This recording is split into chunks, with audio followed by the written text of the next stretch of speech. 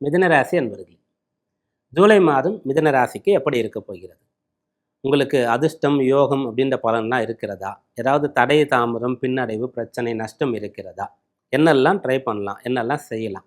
எதெல்லாம் செய்யக்கூடாது? கவனமாக இருக்கணும். இதை சொல்கிறது தான் இந்த ஜூலை மாத பலன்கள். சரியா? இப்போது இந்த மிதுன ராசிக்கு அதிபதியாக இருக்கக்கூடிய புதன் எங்கே இருக்காருன்னு பார்க்கும்போது 2ஆம் இடத்துல சஞ்சரிக்கிறார். பிறகு ராசிக்குள்ளே வரார். 2 இடங்களில் இந்த மாதத்தில் சஞ்சரிக்கிறார். பெரும்பாலும் அப்படித்தான் புதனுடைய சஞ்சாரம் இருக்கும். ஒரு மாதத்தில் 2 ராசிகள் இருப்பார். சில சமயத்தில் 3 ராசிகளில் கூட அவர் வந்துடுவார். அப்போ மாதம் தொடங்கும் போது கடகத்தில் இருக்கார். ஒரு வாரத்தில் ஜூலை 7ஆம் தேதி கடகத்திலிருந்து பின்னோக்கி மிதுனத்துக்கு வந்துடுறார். அதாவது உங்கள் ராசிக்கு வந்து ஆட்சி பலம் பெறுகின்றார். அப்போ இந்த புதன்னு சொல்லக்கூடியவர் 2ஆம் இடத்துல இருக்கார். யாரோட சேர்றாரு?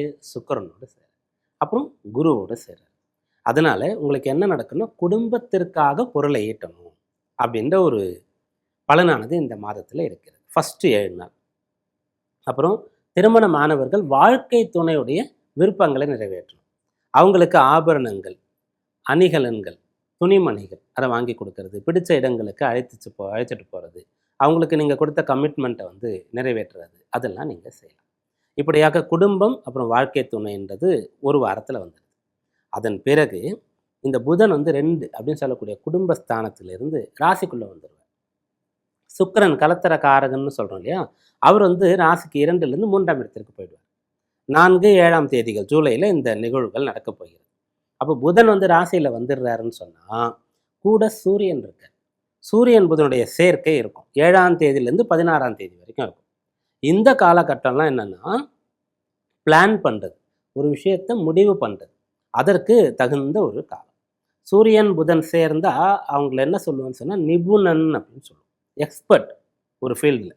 யார் அப்படின்னு கேட்டால் அவங்க இந்த சூரியன் புதனுடைய காம்பினேஷன் இருக்கக்கூடியவர். எந்த இடத்துல இருக்குது, எந்த நட்சத்திரம் வாங்கி இருக்கிறது, வேறு யார் சேர்றாங்க பார்க்குறாங்க அப்படின்றத பொறுத்து எந்த துறையில் எக்ஸ்பெக்ட் அப்படின்றது வந்து தீர்மானம் ஆகும். அப்போ இந்த சூரியன் புதன் சேர்ந்த நிபுணராக இருக்கிறது. நீங்கள் வந்து உங்களுடைய பொருளை வந்து எப்படி சேமித்து வைக்கணும், எதில் இன்வெஸ்ட் பண்ணணும் அப்படின்றத சிந்திக்கலாம். பிறகு ஒரு வீடு வாங்கலாமா கட்டலாமா தீர்மானம் பண்ணலாம். வாடகை வீட்டிலே இருக்கலாமா, அது வாடகைக்கு கொடுத்துருக்கலாமா அல்லது லீஸுக்கு இருக்கலாமா தீர்மானம் பண்ணலாம். என்ன துறையை எடுத்து படிக்கலாம். இப்போ ஒரு யூஜி முடிச்சிருக்கோம், கேம்பஸில் ஒரு இன்டர்வியூவில் செலக்ட் ஆகிட்டீங்க, வேலை கிடச்சிது, எடுத்துக்கலாமா பிஜி பண்ணலாமா, 2 வேலை கிடைக்குது, எந்த வேலைக்கு போகலாம். இந்த மாதிரியான விஷயங்களை எல்லாம் நீங்கள் வந்து தீர்மானம் பண்ணி முடிவெடுக்கலாம். இந்த மாதத்தினுடைய ஃபர்ஸ்ட் ஹாஃபில் பண்ணி முடிவு எடுத்துட்டிங்களா, ராசியில் இருக்கக்கூடிய சூரியன் 2ஆம் இடத்திற்கு வந்துடுவார். அவர் யாருன்னு கேட்டால் 3ஆம் இடத்து அதிபதி. அவர் வந்து 2ஆம் இடத்துல இருக்கார். அப்போது அந்த பிளான் பண்ணிங்கல்ல, அதை எக்ஸிக்யூட் பண்ண தொடங்கலாம், திட்டங்களை செயல்படுத்த தொடங்கலாம். இப்படியாக நீங்கள் இந்த மாதத்தை பிளான் பண்ணுங்கள். கட்டாயம் அது உங்களுக்கு ஒர்க் அவுட் ஆகும். மேலும் 2ஆம் இடத்துல குரு இருக்கார். உச்ச பலத்தோடு குரு இருப்பார் 2ஆம் இடத்துல. அவர் 2 வீட்டுக்கு அதிபதி. 10ஆம் அதிபதின்ற முறையில் 2ல் இருக்காரா, வேலையில் வருமானம் வர்றது, அதில் முன்னேற்றம் அடையிறது, இந்த பலன் சிறப்பாக இருக்கும். 7ஆம் அதிபதின்ற முறையில் 2ல் இருக்காரா, உச்ச பலத்தை அடைகிறாரா, சுக்கிரன் புதனோடு சேர்ந்து இருக்கார், அப்புறம் தனித்து இருக்கார், அப்புறம் சூரியனோடு சேருகின்றாரா, அப்போ திருமண விஷயங்கள் நடக்கும். இன்னும் ஸ்பெசிஃபிக்காக ஒரு பாயிண்ட் சொல்லலாம் அப்படின்னு கேட்டால், 7ஆம் அதிபதி குரு உச்சபலம் பெற்று 2ல் இருக்கார். ராசிக்கு 3ஆம் அதிபதியாக இருக்கக்கூடிய சூரியன் அந்த குருவை போய் தொடர்றார், குருவோடு சேர்றார். அப்படி சேர்ந்து இந்த மாதத்தினுடைய செகண்ட் ஹாஃப் இருக்கும். அப்போது உங்களுடைய திருமணத்தில் உங்களுடைய விருப்பம் படி அது நடக்கும்.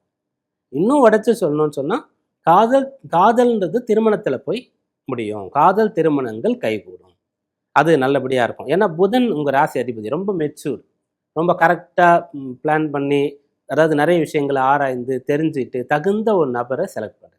வீட்டில் சொன்னால் கூட அப்படியா, ஓகே, எல்லாம் ஆமாம் சரியாக தான் இருக்குது, நாங்கள் பார்த்தா கூட இப்படி தான் பார்த்துருப்போம் அப்படின்ற மாதிரி சொல்கிறது. அது திருமணத்தில் போய் முடியும். இதெல்லாம் இந்த மாதத்தின் பலன்கள். கவனமாக இருக்க வேண்டியது அப்படின்னு பார்க்கும்போது, ஃபஸ்ட்டு வந்து நீங்கள் என்ன பண்ணலான்னா, ஒரு விஷயத்தை பிளான் பண்ணி செய்யணும். நீங்கள் திட்டமிடாமல் தெரியாமல் செய்யக்கூடாது. 2வது, நீங்கள் எந்த ஒரு விஷயத்தை செய்தாலும் கூட அது அந்த குடும்பம் சம்பந்தமாக தொடர்பில் வந்துடுது.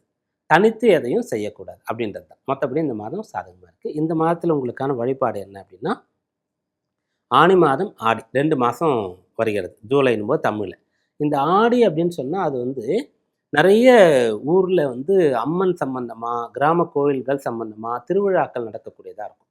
முடிந்தால் உங்களுடைய பூர்வீகத்தில் அப்படி ஒரு கோயில் வழிபாடு இருந்ததுன்னா போய் கலந்துக்கிறதோ, அல்லது போக முடியாத சுச்சுவேஷனில் இங்கேருந்து அதற்கான நன்கொடைகள் அனுப்பி வைக்கிறதோ இந்த மாதத்திற்கான வழிபாடாக. கடகராசி என்பர்களே, ஜூலை மாதம் எப்படி இருக்கும்? கடகராசி என்பர்களுக்கு ஏதாவது அதிர்ஷ்டமான பலன்கள் இருக்கிறதா?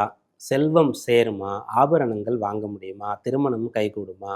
எதில் கவனமாக இருக்கணும்? ஏதாவது பிரச்சனை ஏற்படுமா? இதையெல்லாம் பார்க்க போகிறோம். இதுதான் மாத பலன்கள். ஃபஸ்ட்டு வந்து இந்த மாதத்தில் உங்களுக்கு சூரியன் அப்படின்னு சொல்லக்கூடிய முழுமையான மாதக்குள் ராசிக்கு 12ஆம் இடத்துலையும் ராசியிலையும் சந்திருக்கிறார். ரெண்டாவது, ராசியில் மாதம் தொடங்கும் போது இருக்கிற புதன் 12ஆம் இடத்திற்கு போகிறார். மூணாவது, ராசியில் மாதம் தொடங்கும் போது இருக்கக்கூடிய சுக்கிரன் ராசிக்கு 2ஆம் இடத்திற்கு வர்றார். இதெல்லாம் மாற்றங்கள். இதை வைத்தும் ராசிக்கு 11ஆம் இடத்துல மிகச்சிறந்த யோகாதிபதியான ஒரு திரிகோணத்திற்கும் கேந்திரத்துக்கும் அதிபதி, 5-10ற்கு அதிபதியாக இருக்கக்கூடிய செவ்வாய் 11ஆம் இடத்துல இருக்கார். இதையெல்லாம் வைத்து தான் இந்த மாத பலன்களை கணிச்சிருக்கும். அது என்ன அப்படின்னா, அதில் எப்படி இருக்குது அப்படின்னு கேட்டிங்கன்னா, பெரும்பாலும் உங்களுக்கு சாதகமாக தான் இருக்குது. இப்போது கடகராசி அன்பர்களுக்கு இந்த மாதம் எப்படி இருக்குன்னு ஒரு சதவீதம் கொடுக்க சொன்னீங்கன்னு வச்சுக்கோங்களேன், 80% கொடுப்பேன் நான். அந்த அளவுக்கு பலன்களை கணிச்சிருக்கேன். எதனாலனா, அதில் செவ்வாய் தான் அதிகமான பலனை தரக்கூடிய ஒருத்தராக இருக்கார். அதனால் செவ்வாய் வந்து 11ஆம் இடத்துல சந்திருக்கிறார். அப்போ உங்களுக்கு நிறைய பலன்களை அள்ளி அள்ளி கொடுப்பார். நீங்கள் மிகச் சரியாக காற்றுள்ள போதே தூற்றிக்கொள்ளுவாங்க. அதை பயன்படுத்தி கொண்டு பலனை அடைஞ்சிடணும். இதன் பிறகு அந்த செவ்வாயாகப்பட்டவர் 12ஆம் இடத்திற்கு வருவார். கொஞ்சம் பலம் குறையும். பிறகு ராசிக்கு வருவார். இந்த யோகாதிபதி ராசிக்கு வர்றது நல்லதுன்னு நினைப்போம். ஆனால் அங்கே நீச்சமாயிடுவார். அதன் பிறகு 2ஆம் இடத்திற்கு வருவார். கேதுவோடு சேருவார். அப்போது செவ்வாய் உங்களுக்கு எப்படியாவது ஒரு பலனை கொடுத்துருவார். அடுத்து சில மாதங்களுக்கு தேவையான பலன்களை இந்த மாதத்தில் கொடுத்து விடுவார். அதை நீங்கள் கவனமாக இருந்து பெற்றுக்கொள்ளுங்கள்.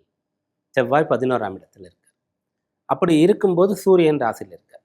கடகராசியிலிருந்து அரசு துறையில் நான் வேலைக்கு போகணும் அப்படின்னு சொன்னால் இந்த மாதத்தில் ஃபுல் பிளிட்ஜாக அதுக்காக நீங்கள் போராடுங்க. அதுக்காக படிங்க, தேர்வுகள் இருந்தால் எழுதுங்க, ஏதாவது யாரையாவது பார்க்கணும், அவங்க உங்களுக்கு டிப்ஸ் எல்லாம் கொடுப்பாங்க, இல்லை ஏதோ ஒரு ரெஃபரன்ஸ் அவங்களால கிடைக்கும் அப்படின்னா அதை பண்ணுங்கள். ஆனால் நம்ம வேறு வழியில் பணம் கொடுத்து போகிறது அப்படின்ற விஷயங்களை நான் ரெக்கமெண்ட் பண்ணல. ஏன்னா அவங்க ராசிக்கு 2ல் கேதுவும் 8ல் ராகுவும் இருக்கிறாங்க. ஜென்மகுரு காலமாக இது இருக்கிறது. அதனால் நீங்கள் மற்றவங்களை பயன்படுத்தி கொண்டு அதுக்கான வழிமுறைகளை தெரிஞ்சுக்கலாம். அரசு உத்தியோகத்திற்கான முயற்சி ஃபஸ்ட்டு பிளேஸில் இருக்குது. ரெண்டாவது என்ன இருக்குது அப்படின்னு கேட்டால், கடகராசிலேருந்து மெடிக்கல் சம்மந்தமாக படிக்கணும், மெடிக்கல் ஃபீல்டில் நான் வந்து படிக்கிறதுக்கு ஆசைப்பட்றேன் அப்படின்னு சொன்னால் அதுக்கான குரூப்பை எடுக்கலாம். அதுக்கான குரூப்பை எடுத்து இருக்கக்கூடியவங்க அது சம்மந்தமாக நல்லா படிக்கிறதுக்கான அம்சம் இருக்கிறது. அப்படி படித்து முடிக்கக்கூடிய தருவாயில் வேலை கிடச்சிடும். அப்படி வேலை பார்த்துட்டு இருக்கும்போது மெடிக்கல் சம்மந்தமாக ஃபீல்டு சம்மந்தமாக ஒரு டாக்டர் அப்படின்னா ஒரு கிளினிக் சொந்தமாக வைக்கலாமா? செய்யலாம். ஒரு லேப் டெக்னீஷியன் வேலை பார்த்துருக்கீங்க கொஞ்ச நாள், சொந்தமாக ஒரு லேப் வைக்கலாமா? அதுக்கான விஷயங்களை செய்யலாம். இப்படி அந்த மெடிக்கல் சம்மந்தமான துறை உங்களுக்கு அனுகூலமாக இருக்குது. அப்புறம் மண் சம்பந்தமான துறை, பூமி சம்பந்தமான துறைகளில் நீங்கள் இருக்கிறீங்க அப்படின்னு சொன்னால், ஒரு ரியல் எஸ்டேட் சம்மந்தமாக ஒரு வேலை பார்க்குறீங்க அப்படின்னு சொன்னாலோ, அல்லது விவசாயம் சம்பந்தமான விஷயங்கள் பண்ணுறீங்க, இந்த ரோடுவேஸ் ரோடு கான்ட்ராக்ட் சம்பந்தமான விஷயங்கள் பண்ணுறீங்க அப்படின்னு சொன்னால், கார்டனிங் தோட்டம் சம்பந்தமான வேலைகள் பண்ணுறீங்க அப்படின்னு சொன்னால், கால்நடை வளர்ப்பு சம்பந்தமான விஷயங்கள், இதிலெல்லாம் உங்களுக்கு பலன் இருக்குது. அப்போ இதெல்லாம் யார் படிக்கிறீங்களோ, இதிலெல்லாம் யார் வேலை பார்க்குறீங்களோ, இந்த துறைகளில் யார் பிஸ்னஸ் பண்ணுறீங்களோ, பண்ணணும்னு ஆசைப்படுறீங்களோ, உங்களுக்கு சாதகமாக இருக்கிறது இந்த மாதம். கவனமாக இருக்க வேண்டியது என்ன அப்படின்னு பார்த்தா, 2ஆம் இடத்துல கேதுவோடு சுக்கிரன் வந்து சேருவார். அப்படின்னா குடும்பத்தில் சில சலசலப்புகள் இருக்கும், அதெல்லாம் கண்டும் காணாமல் போயிடணும். அதை பெருசுப்படுத்தக்கூடாது. நீங்கள் ரொம்ப எமோஷ்னல் ஆவீங்க, ராசியாதிபதி சந்திரன் அப்படின்றதுனால. அப்போது நீங்கள் எதுக்கும் ரியாக்ட் பண்ணாமல் இருக்கணும்.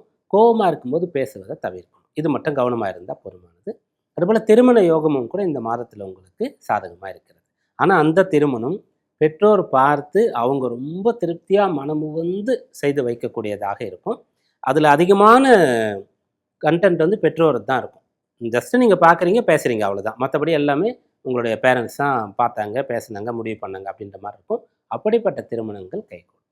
ஜூலை மாதத்தில் என்ன பண்ணால் உங்களுக்கு அதிர்ஷ்டமாக இருக்கும், பிரச்சனைகளை தவிர்க்கலாம் அப்படின்னு கேட்கும்போது, இந்த மாதத்தில் நீங்கள் செய்ய வேண்டியது யாருக்காவது உணவு அளிக்கணும்.